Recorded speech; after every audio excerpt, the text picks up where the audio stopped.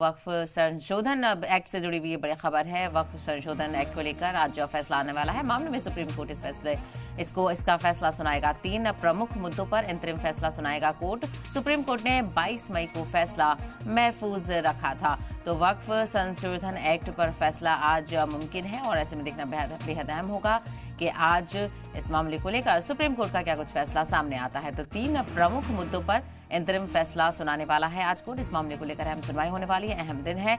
और चूंकि supreme court में इस मामले को लेकर 22 मई को भी सुनवाई हुई थी जिसमें फैसला महफूज रखा गया था और आज इसको लेकर फिर से सुनवाई होगी जिसमें फैसला सुनाया जाएगा।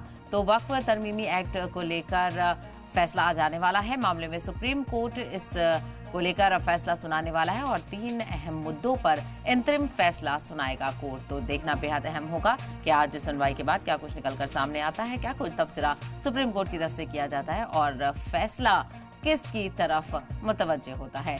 तो वक्फ तरमीमी एक्ट को लेकर वक्फ संशोधन एक्ट पर आज फैसला आने वाला है।